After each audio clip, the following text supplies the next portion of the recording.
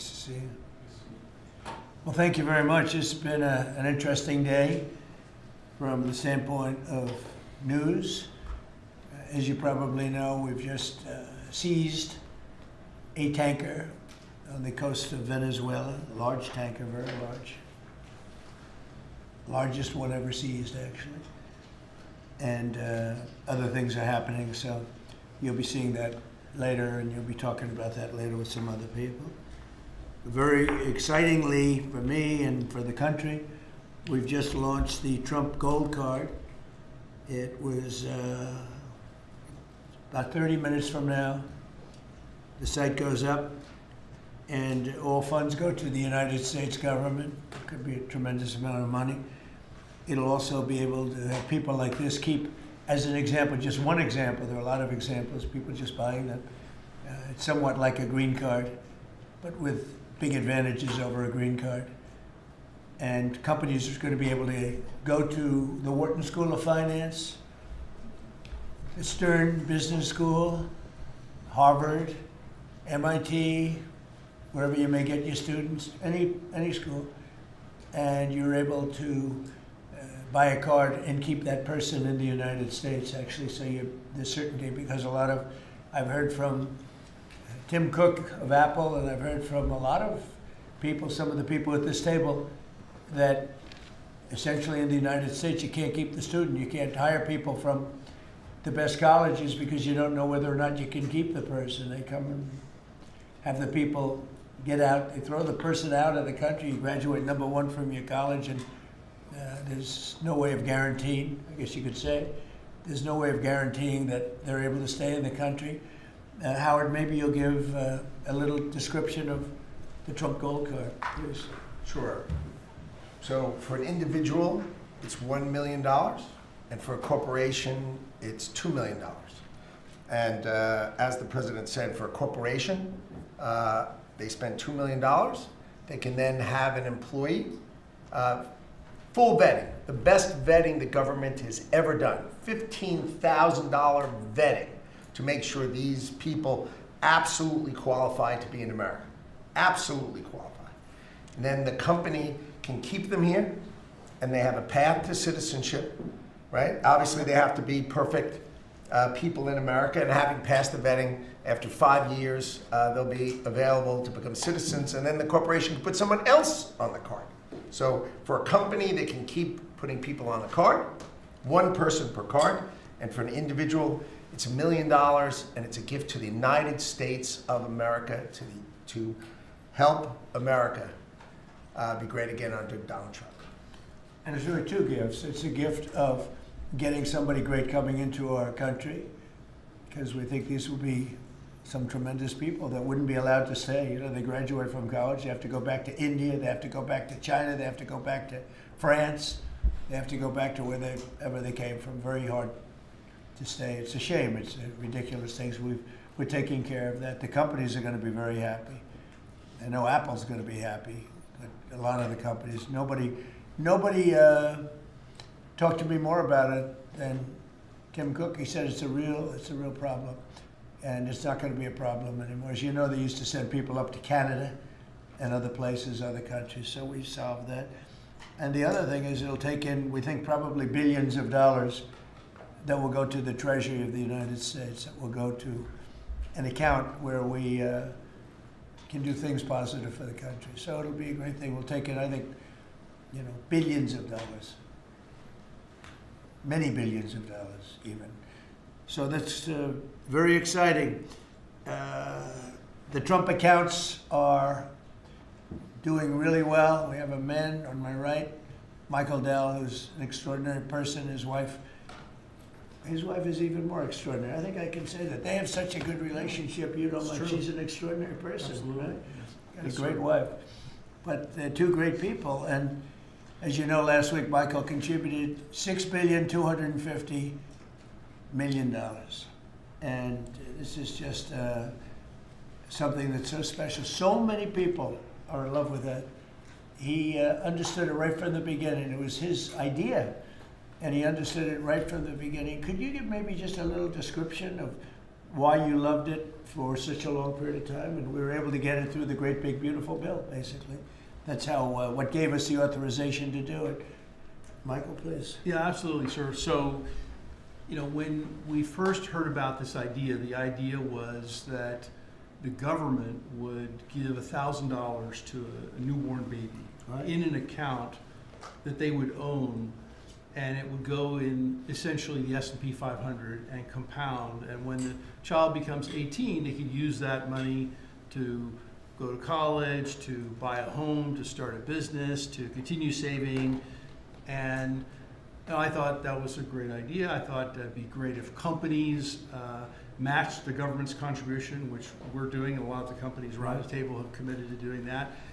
And also thought about this is, wow, this is going to be like a platform for families and communities and philanthropists to contribute to those accounts. And so we originally started with the idea of, well, what if we gave some money to all the kids in our home state of Texas, right? We thought that would be a nice thing to do. That's still a lot. Yeah, it is. 1 out of 10 new kids in America are born in Texas. Yeah, it's pretty good. Happen to be a fan of the state of Texas. Yeah. But anyway, we thought about it some more, and we thought, this is going to be something really special. We have a foundation. It focuses on children. It's been around for 26 years, and we said, well, why don't we go bigger? And so we talked about it, and now that the Investment America Act is a law, which that in itself is a incredible thing that occurred. It does create a platform, and we were super happy to announce that we would give $250. We arrived at $250 because next year will be the 250th birthday of America and 25 million children. We thought that was a nice thing to do because it would include most of the children that are 10 and under, that are not part of the government program, that live in zip codes where the median income is less than $150,000. And that was also an important part of our contribution. And I do believe there will be a number of other large gifts announced. I've already spoken with a few that will be announcing gifts at the state level, Right. and more to come. Yeah. It's amazing, and it's amazing the vision you have, but that's why you're so successful, frankly. And to think that Michael started off with not a lot of money, I would say, right? Not too much, like very little. And he can give a gift of $6,250,000,000, and I know he said he's going to do a lot more. It's pretty amazing. It's really a beautiful thing to watch. So great for our country. So we have the Trump accounts are doing really well, and it's become, I have to tell you, just everyone's talking about them, beyond what I would have even thought. And it's going to make some young people relatively very wealthy. And in some cases, they could really be off to a great start. So some people have had that advantage and some people haven't, but it's a wonderful thing. Thank you to you and your beautiful wife. Thank you sir. very much. So it's a pleasure to welcome so many brilliant minds and distinguished business leaders back to the White House. I love these brilliant minds, including Michael Dell of Dell Technologies, who makes a great product. And I want to thank him for what he's done, what we just discussed, the accounts. We also are grateful to be joined by Enrique Lores of HP. So thank you very much, Enrique. Great job you're doing. Antonio Neri of HP Enterprise. Thank you very much. What's the difference between HP and HP Enterprise? We focus on the cloud security, networking, and large systems. The cloud's good. People have done very well with the cloud. That's great. Arvind Krishna of IBM, who's actually become, I would say, a legend. The job he's done. He's taken the stock from a rather low price to a very nice price. I won't say high because I'm sure you're going to say it's going to go up a lot more, right? So I can't say a high price. But he took IBM into a new stratosphere that nobody, I think, saw. If you go back before, when he took over the company, nobody would have even imagined that you'd be able to do what you've done. So congratulations. You've become a good friend. Cristiano Amon of Qualcomm, and thank you very much. Congratulations on the success. Thank you. I know a lot about your company. You've done amazing. And Executive Director of the Technology CEO Council, Bruce Mailman. So, thank you very much. I think that these people know each other. We're going to be talking a little bit about technology today, and we'll take a few of your questions about technology. I'm sure you probably won't have too many of those questions. You'll be asking about some other things, right, Bruce? Our administration is committed to total dominance in technology. Right now, we're leading artificial intelligence by a lot. And I think, you look at what's going up, and we're writing rules, regulations. We want to keep it at the federal government level, so it's simple for the companies, very important, frankly. And I think we're pretty well committed. I spoke to some of the senators today, and I think we're committed to do that. We want to make it as simple as possible, as easy, because you're competing with some very big sources, and we want to stay number one by a lot. We're leading the world in building new data centers and new semiconductor and chip manufacturing facilities and new capacity for AI. And we're unleashing all of the forms, literally all forms of energy and natural gas and oil to clean, beautiful coal and safe, reliable nuclear power. And I'm giving them approval to, when they build these massive plants that cost $50 billion. It used to be that for $50 million you could build a nice little shopping center. But for $500 million, you could build one of the biggest, most beautiful centers. And now they're talking about $50 billion. So explain that one. These buildings are there's never been anything. There's never been anything like that. So you're all involved in that. It's pretty amazing. 1 year ago, our country was considered dead by many leaders throughout the world. And now we have what's called the hottest country anywhere in the world. We're the hottest country in the world right now. 10 months took us. I thought it was going to take longer, Michael. I didn't think we were going to have this success this soon. We have over $18 trillion being invested. So much of it by, like you're in for a lot. What's the number that you're looking at? 150. 150 billion. That's good. I don't know, Michael. Am I allowed to ask you? You already gave 6,250,000,000. Do you have you stated a number that you're at for investment, future investment? Well, if I think about all the, investment that we make with the American companies that are adding capacity, particularly around semiconductors, it's several $100 billion. I think that's right. It's pretty good. Yeah, it's pretty good. It makes the 6 billion sound very, very small. That's very good. Antonio, what about you guys? What about you and Enrique? How's that going? Well, have you announced a number or anything? No, I'm actually happy to share with you. Over the next few years, we're going to invest an additional $3.5 billion building secure manufacturing. Right. We build the largest supercomputer for the United States government that supports both the DoD and DOE. So in the next 18 months, we're going to build the largest 5 supercomputers that will keep the United States ahead of the game, both in life science and AI, but also to keep ahead owning the entire stack at the national security level.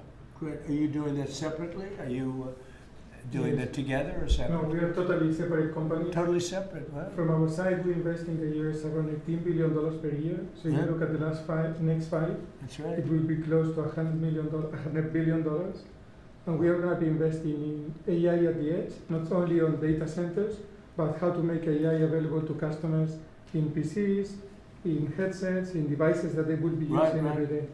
Which is So it's over $100 billion. Yes, And you're doing well. HP is doing really well. yes. That's great. We are competing hard with Michael, but we're doing well. Are you direct competitors? Yes. You That's are. it. That's why they're on different sides of the table, sir.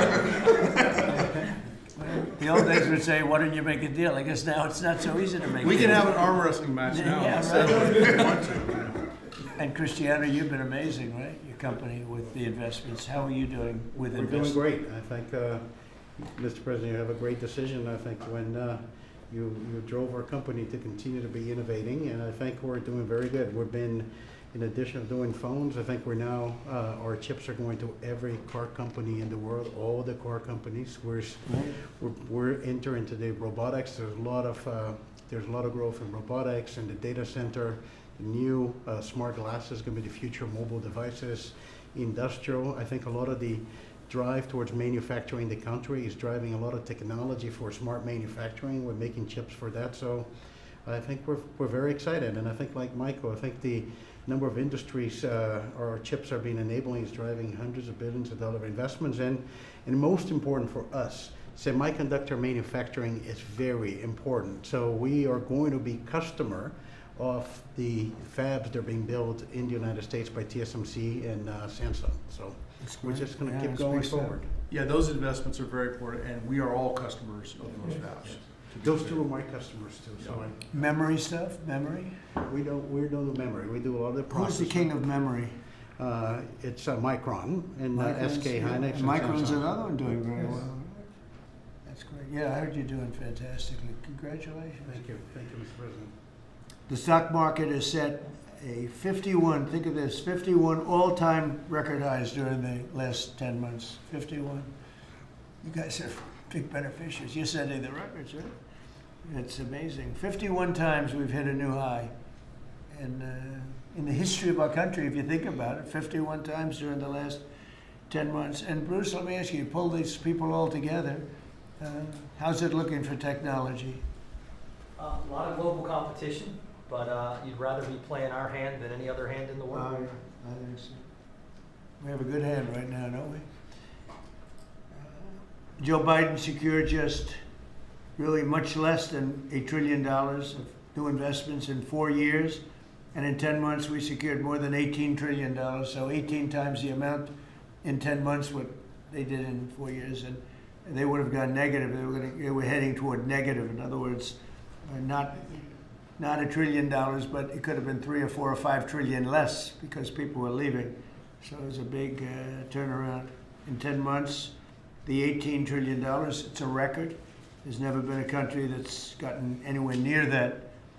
In the Middle East, when I left the Middle East, we brought back $3 trillion and lots of Boeing airplanes, like 300. And Boeing gave me the award for the greatest salesman in the history of Boeing, which was a nice little award. I have a little plaque. The greatest, I think I've sold 1,000 Boeing planes. Can you believe it? Now all they have to do is make them. Okay, they got to make them, but they will. But we have made historic trade deals with the United Kingdom, China, Indonesia, Vietnam, Japan, the EU, Malaysia, Cambodia, El Salvador, Argentina, Ecuador, Guatemala, Switzerland, Liechtenstein, Thailand, and South Korea, and many others. And a lot of it's based on the November 5th election result, which was a massive victory. We won all 7 swing states, the popular vote.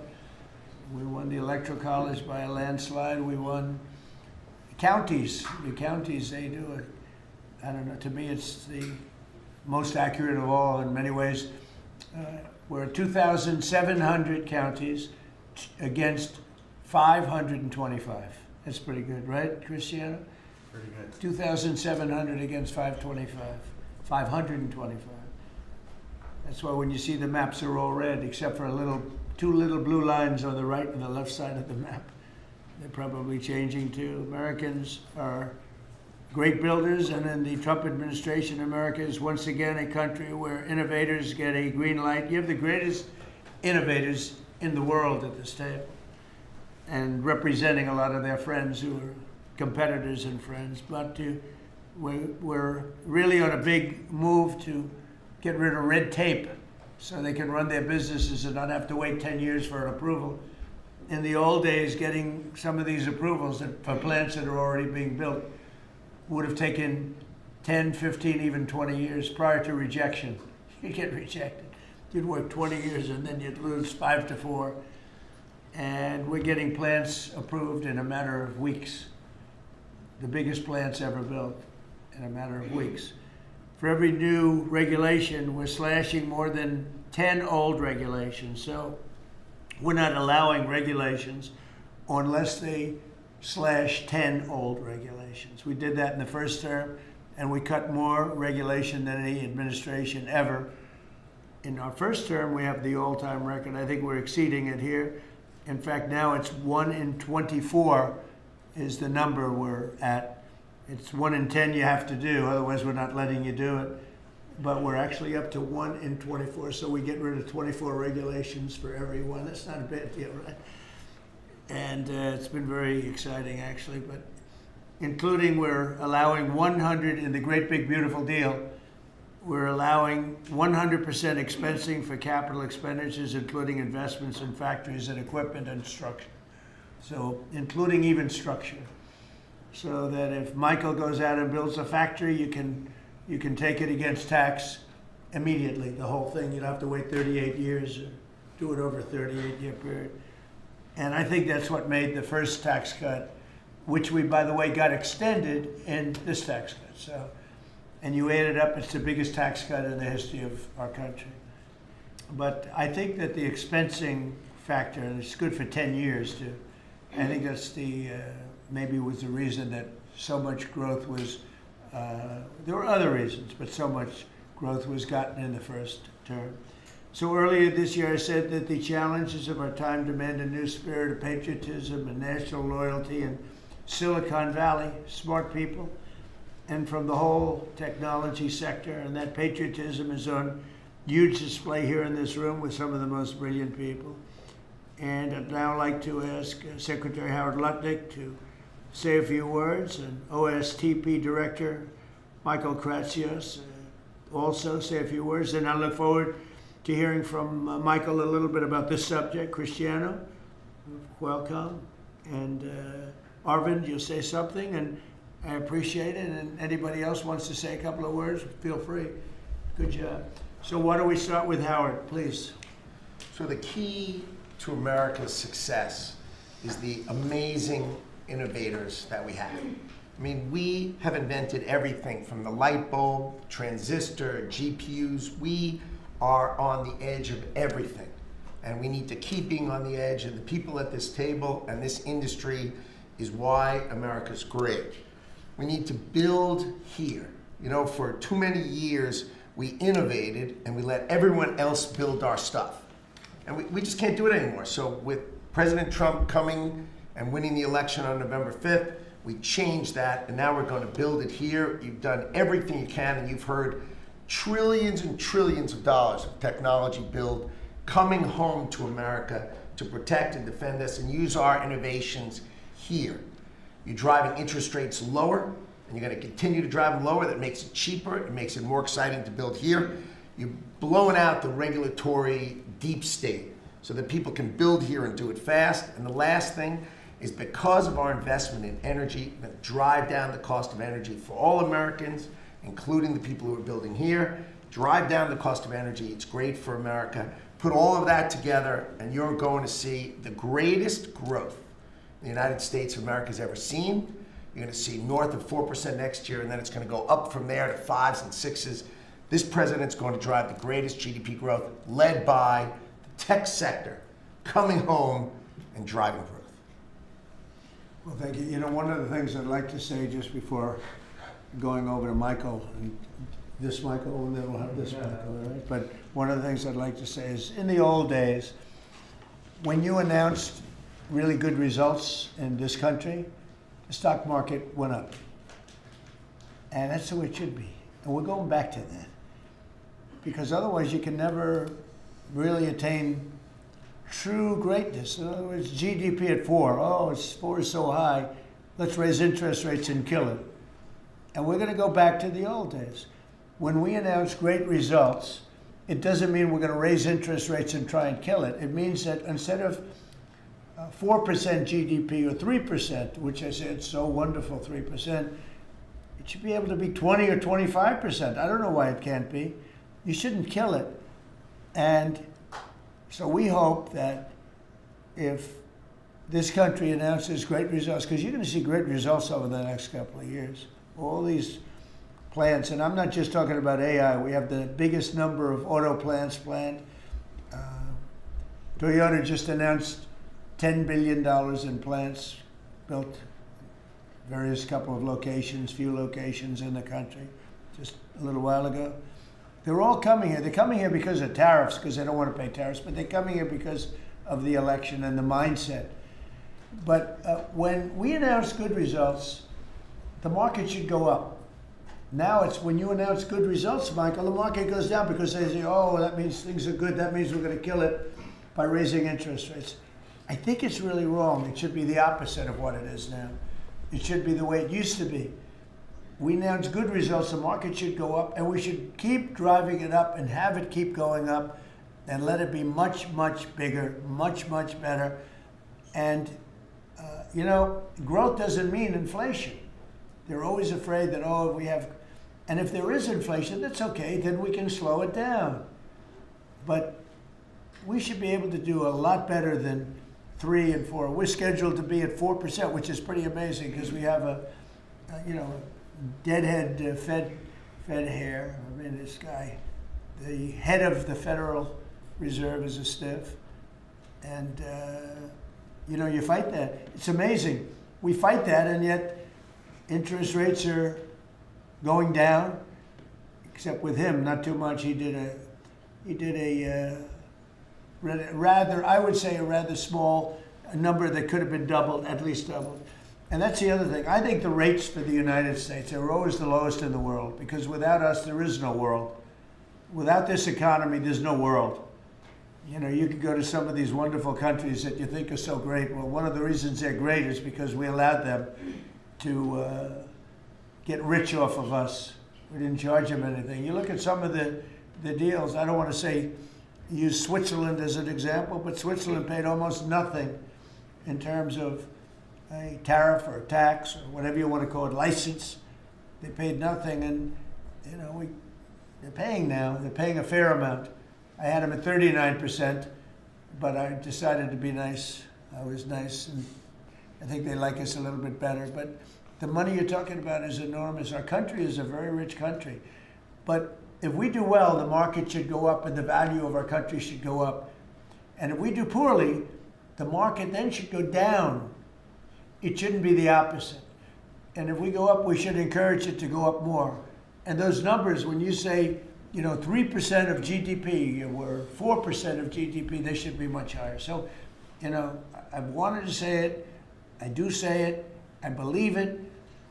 And we have to get a mindset that when a country's doing well, you don't want to kill the growth. That's what they're doing. They kill the growth. I don't know if you guys even agree with that. They kill the growth because they're so afraid of inflation. But you can have tremendous growth without inflation. Everything goes up with the growth, but that's not inflation. So I think we can do much better than traditional numbers. And you see that. You see that with what we're doing. We're leading in everything. And now, and remember this, as far as prices are concerned, and they talk about affordability, I inherited the worst inflation in the history of our country. They say it was 48 years, but I say it was the history. What difference? It's 48 years, they were telling me. And they said, oh, I was being inaccurate because I said the history. I think 48 years is a long time, but it's actually, I disagree. I think it's the history. So in the Biden administration, I inherited the worst inflation in the history of our country, well, 48 years. And prices were very, very high. I brought the prices down. We had yesterday 3 states where oil was at $1.99 a gallon. How about that? And, you know, with these guys, it was $4, $4.50. In California, it was like $7 because that's a badly run state. But the price for oil and gas and everything else, the price of gasoline was $4.50, $5. And we just hit $1, and we broke $2. I was looking forward to that. Couple of states, 3 states. And I will say that when that happens, oil and gas and energy is so big, it's so big a category, you don't even know what number 2 is. There is no number 2.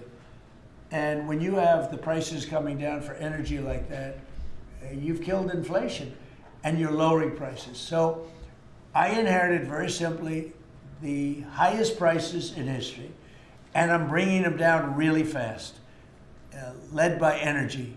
And when energy comes down, everything else comes down. But I've only been here a short while.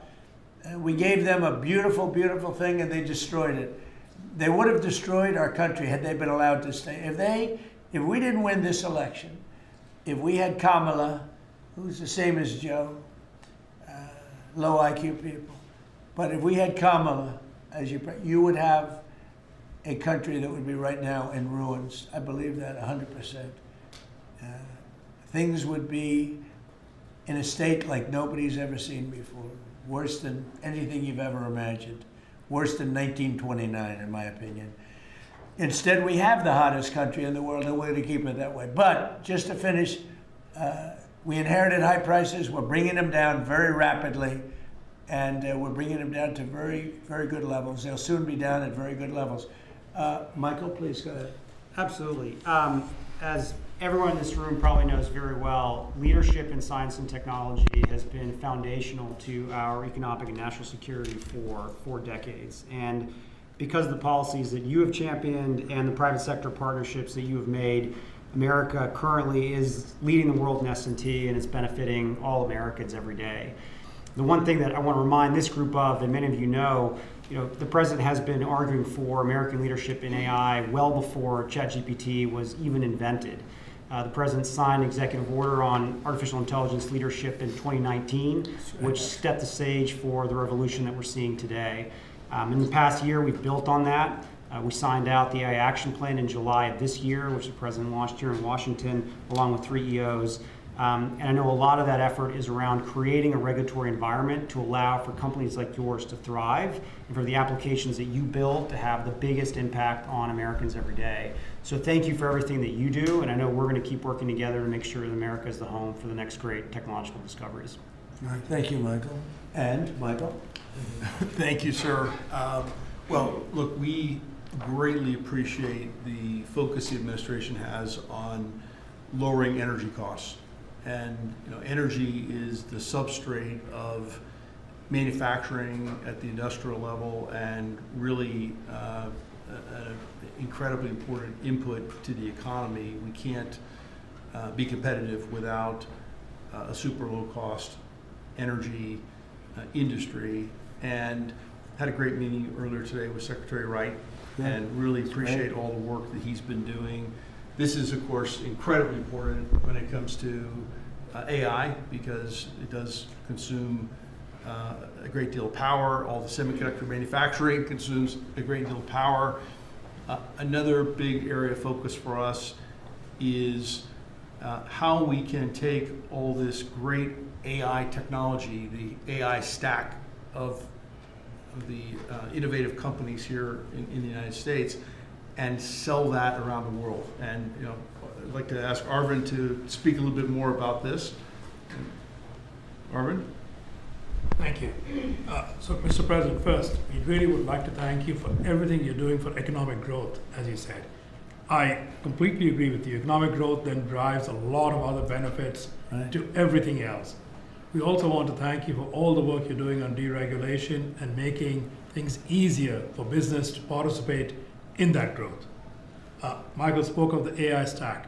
It's incredibly important that under the action plans that you have laid out and Michael Kratzer just spoke of, we really help promote the AI stack, which is not semiconductors only. Those are incredibly important, but it's semiconductors, it's software, it's the systems which many of us here build, and it is the software applications on top. The ability to take those to all our friends in countries, so all the friendly countries, is going to be very, very important. And we wish to work with your government to make sure that we can do that, because otherwise we're afraid that competing countries are going to be able to get that stack. So we would say that. Anything that you're looking at that we can help you with so that you create a bigger and better IBM and hire a lot more people? Anything you need? A few countries, we'll speak to members of your administration to make sure that those can go and that barriers get lowered for being able to do it quickly. We agree guardrails are necessary, but lower barriers would be very, very helpful. You mean tariffs? No. Because are these countries are they tariffing you? Any making your life difficult? Are they doing anything else to make your life difficult. It's the ability to take certain systems which have semiconductors inside them into these countries. So right now, because we have controls on where all the semiconductors can go, then the entire system is restricted. That's what we want to do, the same as. How many countries do that? Probably a half dozen. So. I can tell you the countries already, I know. Yes. I know every country very well. And We have ways of combating that quickly, so you'll let me know. And the last part I'd like to say is I'd also like to thank you for all that you're doing to help modernize government itself, because we think that that's incredibly important. You know, you made a number of announcements, but a couple that I'd just like to point out, we worked with Commissioner Frank Bisignano to help make Social Security better. So I would like to thank you for your help on that. Good. And we'll work with him on making IRS. He's done a fantastic job. He is. Frank's great. He's done a great job, Frank. He's had a great career, actually left a tremendous career where his salary, I think, was 100 times greater than it is now. And he was at JP Morgan Chase, and he's doing a fantastic, he did a great job at Social Security, quickly. And we hope to help him replicate that now at the IRS also. Very good. Thank you very much. Good job. Cristiano, please. Yes, just a few points. I think, first of all, Mr. President, thank you for your vision. Thank you for understanding the importance of the American private sector in industry, I think, and the growth of the economy. I want to just build on some of the things that were said by my colleagues. I think we have built probably one of the most advanced technologies in the world, and part of it is because I think the commitment to innovation that we have in the country, but also the fact that it has been American technology for the world. So I think we have an incredible opportunity. When I think about what Michael said about exporting AI, I had conversation with Secretary Howard. Now that the trade deal's been made, is an opportunity to really build on those trade deals and export, I think, American technology.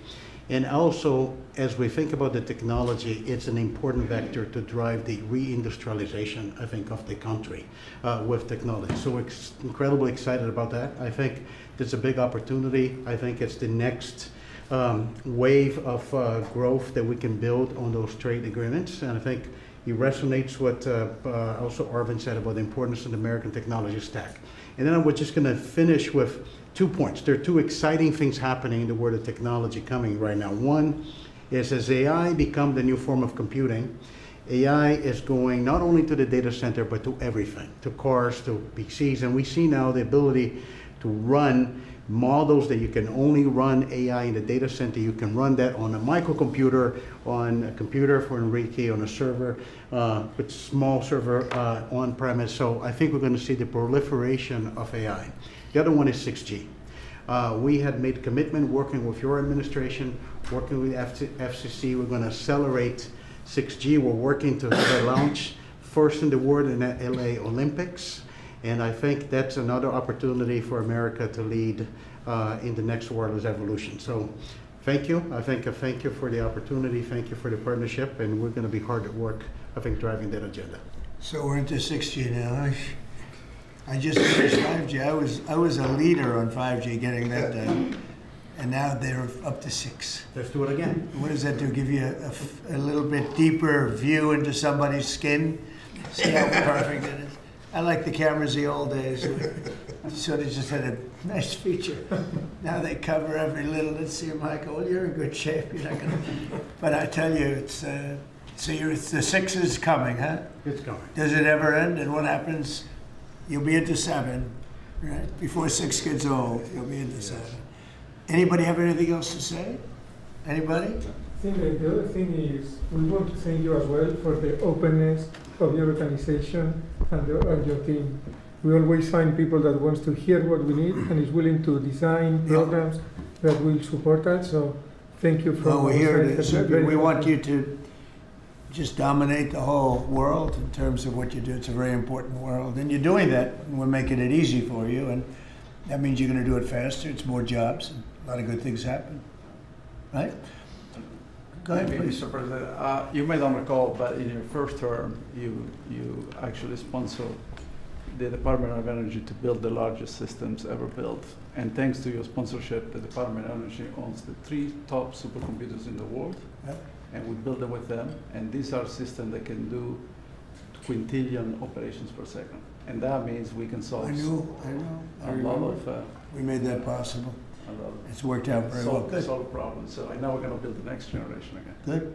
Sounds good to me. Any questions, please? Mr. President, thank you. Can you explain a little more about this Venezuelan oil tanker and share a little more information? Well, I'll let the people do it, but you see the result, and I guess they probably have released the pictures by now or pretty soon.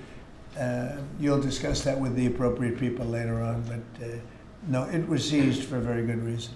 Mr. President, how is Cuba? Sir, there's a new proposal from DHS that would see tourists from a lot of countries have to hand over 5 years of social media history to get a tourist visa. Are you concerned at all that if that's implemented, there would be a decline in tourism next year? And what sort of material No, do you think is... we're doing so well. We just want people to come over here and safe. We want safety, we want security, we want to make sure we're not letting the wrong people come into our country. We're getting rid of a lot of bad ones from jails, from mental institutions, drug dealers. And we're getting a lot of bad people, murderers. 11,888 murderers, half of them, almost exactly half of them, committed more than one murder. We're getting rid of them. In some cases, we don't even want to get them out. We put them in jail because we're afraid they're going to come back into our country. We're not going to let them back in. So we've taken a very tough stand. And you see where we've been, like Washington, D.C. now, people walk down the streets, they go into restaurants at night. It's beautiful. It's like this beautiful thing to see because till I got here, this was a very, very bad place. We had a terrible thing happen 2 weeks ago with terrorism with regard to 2 National Guards people that are so phenomenal. One is no longer with us, and one, amazingly, we weren't looking with great hope on that, that Andrew. And today he got out of bed, actually, stood up, didn't say anything. It's a little early, but the chances of Andrew, other than his mother, who said, nope, he's going to be okay. His mother was the most positive person. And could be that she'll be right. It's pretty amazing. Made progress. It was, both of them were so badly hurt, we never thought that one could survive. So it looks like Andrew's doing pretty well. Mr. President, The winner of the Nobel Prize dedicated the prize to you, the Nobel Peace Prize, and she led Venezuela at a great risk to make it to the ceremony. There is a risk she could be arrested, actually. What would happen if she's arrested? What message do you send, or would you send to Nicolas Maduro? Well, arrested by who? The Nobel Prize Committee? That's probably the ones that would arrest. I don't know anything about it. She was very gracious. She said I should have gotten the Nobel Prize, and I don't, I'm doing this to save lives. I'm not doing it for any other reason. But no, I don't like if she would be arrested. No, I wouldn't be happy with that. Mr. President, Senate Republicans currently have a healthcare proposal that would take away, let those ACA subsidies expire and then put about $1,000 in people's HSAs. Do you think that is enough money, and how do you ensure that people who will see those tax subsidies expire won't see their healthcare costs skyrocket? Well, the Unaffordable Care Act, which is Obamacare, they call it now the unaffordable because it's unaffordable. It used to be called the affordable, but it was never affordable. It was always bad. It was basically designed for the benefit of insurance companies. And what we're doing is we want all of the billions and billions of dollars that went to insurance companies to go directly to the people, and they can buy their own health care. And people love it. I don't know if the Democrats are going to approve it because they want the insurance companies to make money. It was a scam. Obamacare was a scam. But we're going to see. I mean, the Republicans, I can tell you, want the money to go to the people. And we're winning that battle. The Democrats are having a hard time with it because they're in the pocket of the insurance companies. Yes, please. Yes, we spoke to some European leaders today, I think, sir, about Ukraine. I did. Could you tell us about that? And is there a new revised peace plan that Ukraine has presented? The leaders of France, we spoke to, and Germany, and UK, all very good leaders, very good friends of mine, and we discussed Ukraine in pretty strong words. And we'll see what happens. I mean, we're waiting to hear answers before we progress. We're not spending any money in Ukraine. we're selling basically missiles and everything else to NATO, and NATO's paying us, and then they distribute it to who they want. I guess they're mostly distributing to Ukraine, but we're not spending money. But you know, we're spending a lot of time and a lot of effort, because last month 27,000 soldiers were killed. Both, think of it, 27,000. That's if you take a football game and take half the stadium, that's 27,000. So 27,000 soldiers were killed. Russian and Ukrainian soldiers were killed. And I want to see that stop. We'll find out. Look, there are a lot of things happening right now. A lot of people say it's closer than it's ever been. It's a war that would have never started. If I were president, would have never started. It's a war that should never have started. But we'll have it figured out, I think, within a pretty short When you say very strong terms, sir, could you explain that? Well, I think we had some little disputes about people, and we're going to see how it turns out. And we said before we go to a meeting, we want to know some things. You know, they would like us to go to a meeting over the weekend in Europe, and we'll make a determination depending on what they come back with. We don't want to be wasting time. Sometimes you have to let people fight it out, and sometimes you don't. But the problem with letting people fight it out is you're losing thousands of people a week. It's ridiculous. The whole thing is ridiculous. Mr. President, two questions. One, the oil tanker. Who owns that oil tanker? You'll get that information later. Okay, and have you spoken to Maduro since your last conversation? No. Or has it only been one conversation? No. And when you say that the European leaders want to have a meeting over the weekend, are you talking about with Zelensky or with them?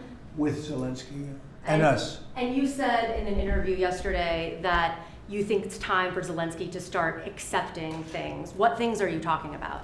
I think he has to be realistic, and I do wonder about, you know, how long is it going to be till they have an election? You know, it's a democracy. It's a long time. They haven't had an election in a long time. It's losing a lot of people, and it's possible that the people, you know, if you look at the polls, I will say 82%, there was a poll that came out, 82% of the people are demanding a settlement be made, Ukrainian people. They want to see a settlement be made. I understand that. They're losing thousands and thousands of people a week. They want to see it ended. And I do say, you know, at what point, when do they have an election in Ukraine? That's not casting dispersions on anybody, but they do have a massive corruption situation going on there. And they do say, you know, when are they, people are asking this question, when do they have an election? Are they going to have an election?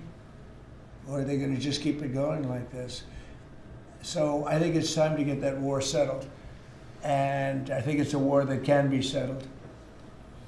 But it takes two to tango. Mr. President, Warner about the new owners of Warner Brothers Discovery to make changes at CNN, big changes, and have you spoken to Jared about it? What are you doing with him, or are you just sort of wall him off a little bit? So what do you want to know? What changes do you want to see at CNN under new ownership? Well, I'm not involved in that. I will be probably involved, maybe involved in the decision. It depends. You have some good companies bidding on it. I think the people that have run CNN for the last long period of time are a disgrace. I think it's imperative that CNN be sold, because you certainly wouldn't want to put people, just leave those people with some money, good money, and CNN, so that, you know, they can spend even more money spreading poison, because it's lies.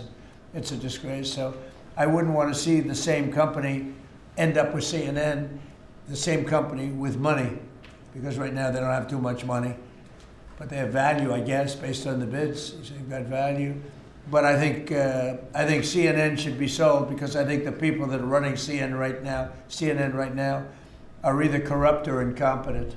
And that'll be a factor in the decision making, because, you know, we've got some. Well, in my mind, but you know, I can be talked out of that by some very talented people that we have, antitrust people. But I just think that the people that have run CNN into the ground, by the way, nobody watches, very few people watch. I don't think they should be entrusted with running CNN any longer. So I think any deal should be guaranteed and certain that CNN is part of it, or sold separately. But I don't think the people that are running that company right now and running CNN, which is a very dishonest group of people. I don't think that should be allowed to continue. I think CNN should be sold along with everything else. Sir, you spoke about affordability earlier in your remarks and yesterday in Pennsylvania. How much more can we expect to see you on the road kind of delivering that message? And are you worried at all about the Democrats winning a couple more things in Miami and Georgia? I don't worry about it. You know, it's like statistically, it's amazing when you win the presidency, even if you win by a landslide like we did, and even if you do a good job, and some people say we've done the best opening 10 months in history, you know, in the history of the presidency. I think we have. Who's done better? We ended 8 wars. We have the strongest economy. We have $18 trillion coming in, which is more than any country had, times I think 5 or 6. 18 trillion is a lot even in your standard, right? Yes, sir. Even for that guy, 18 trillion is big numbers. But we have $18 trillion coming in. Pretty amazing, right? I think Qualcomm would be very impressed if they had even a little piece of that. So we've done a great job. But for whatever reason, and nobody's been able to give me an answer, when you win the presidency, you seem to lose the midterms. Even if you win the presidency by a lot and you do a great job as president. You know, some presidents have done good and they've lost, I think it's like 2 times in the last many, many years it's been won. I don't know why. It doesn't make sense. Usually I can figure things out, but I don't know why, but that seems to be. But other than that, we should win because we're doing great. The economy is roaring. I think the economy is only going to go, better with all this money pouring in. We have factories being built. And forget about AI. We have AI more than anybody. We're leading AI by a lot. But we have many car companies coming in from Canada, from Mexico. They're coming in from Mexico. They're coming in from Canada, from Japan, from Europe, all over Europe, Germany, all over Europe. We're doing great. But for whatever reason, it doesn't matter how well they're doing, good and bad. The bad you understand, but even when a president is doing well, they seem to not do well in the midterms. So we're going to try and change it. There should be no reason for it. If anybody at the table can figure out, Bruce, a nice psychological reason, but so I want to win, and winning the midterms is important. People want us to win the midterms, and I think we have great spirit. We should win the midterms, yeah.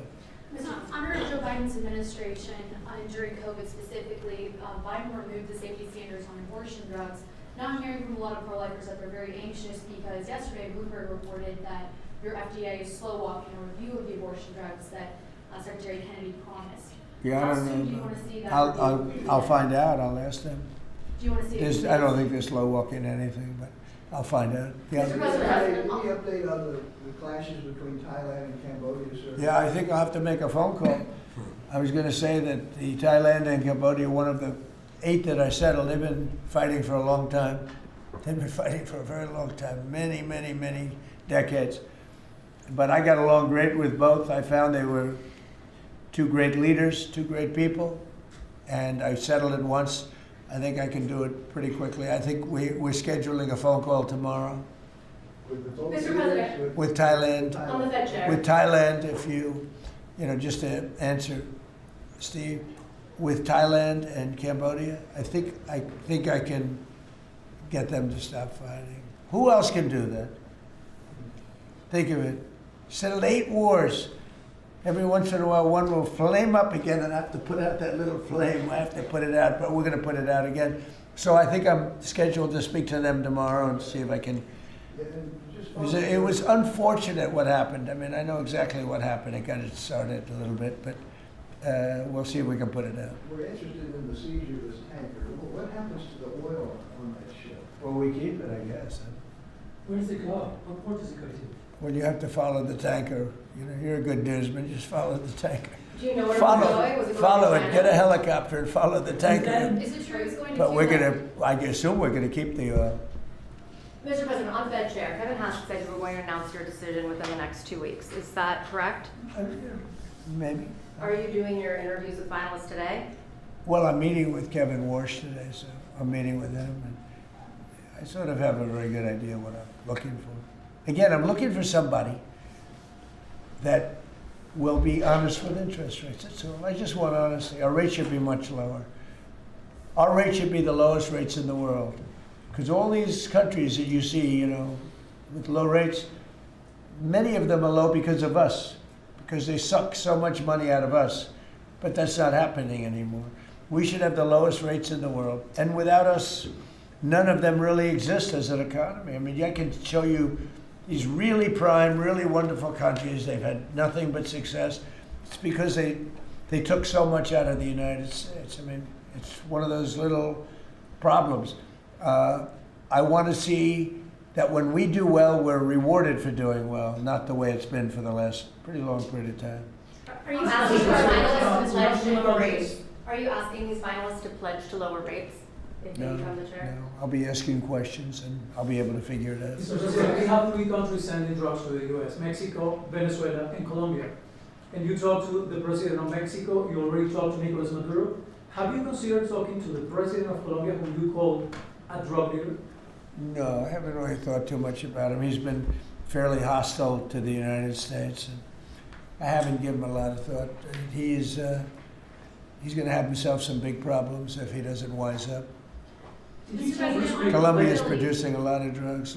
They have cocaine factories that they make cocaine, as you know, and they sell it right into the United States. So he better wise up, or he'll be next. He'll be next too. And I hope he's listening. He's going to be next.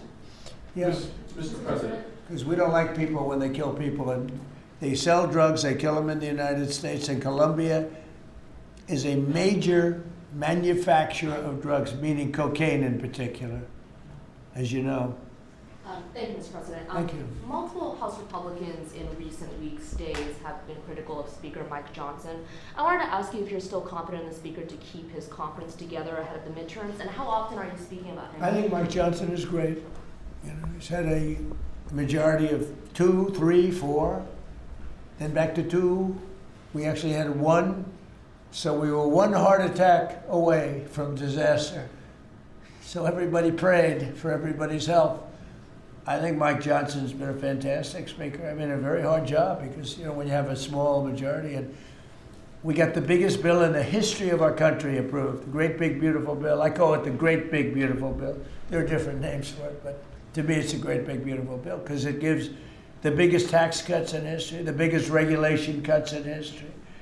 No tax on tips, no tax on Social Security, no tax on overtime. I think Mike Johnson's been a great speaker. I think few people could have done that job. Do you want to see another big package move through Capitol Hill in the next year, or? Well, we don't need it because we got everything. You know, this was supposed to be 17 bills. And I think it was my idea, but, you know, with the concurrence of people that have done this a long time. And I said, why don't we make it 1 bill? Because it's very hard to get things approved by the Democrats. And it worked out because there was something good for everybody. If we would have done 17 bills, we wouldn't have gotten 1/3 of them approved. There was something great for everybody in the one, you know, the Great Big Beautiful Bill. If I could Brian? follow up, yes, good to see you, Mr. President. Hi. I can follow up on the event last night in Pennsylvania. Huge crowd turned Yeah, out there. big crowd. It seemed like Rally Trump was in prime condition last night. You enjoyed it. Can you just give me your thoughts on that? Then I do have a question on the gold card. Last night was amazing in Pennsylvania. We had a tremendous crowd. It was like freezing. And the people, the thousands of people on the sidewalk trying to get in, or the streets. It was an amazing evening, actually, and I think people really enjoyed it. I enjoyed it. You could tell that. I can tell that you enjoyed it. I enjoyed it. I really did. Well, you know, it's easy to enjoy when you do a good job, and, you know, when you can talk about things in a very positive way. It's hard not to say it. We have potentially the greatest economic boom in the history of the world. It's being built right now. And when it opens, there will be nothing ever in history like what's happening in our country. And, you know, Washington, D.C. is safe, and Memphis is now. Look at Memphis. Crime is down 60% in Memphis. We just got there 3 weeks ago. And we're going to have New Orleans. New Orleans we just sent a group of people there, and crime is down 28% in about 3 days. No, we do a good job, you know, and these are central casting people. These people are They're very tough people if they have to be. They're very good, they're great patriots, but they are the toughest, and they don't take any nonsense. And every place we go, we knock down crime. Too bad that we're not invited more into Chicago, because we could save Chicago very quickly. But even that, we're doing it on a minimal basis until, at some point we'll just go in and do what we have to do if the governor doesn't wise up. They got a bad governor, they have a bad mayor. I would say they're both incompetent, but it's hard to believe that people don't want to stop crime. We could stop the crime in Chicago in about 2 weeks. Go ahead. My question is on the gold card. I apologize if I missed the answer to this. Is there a limit to how many gold cards these companies can buy? Howard? So the program is part of the already approved visas. So we're just going to have great people come into this country. The average green card holder earned less than the average American. So they were more likely to be on the dole and be on our assistance programs than average Americans. And the idea is from President Trump, he wants to raise it, bring in the best people into America. So same visas, but now just full of the best people. Basically, it's a green card, but much better, much more powerful, a much stronger path. And a path is a big deal. Have to be great people, but much stronger path.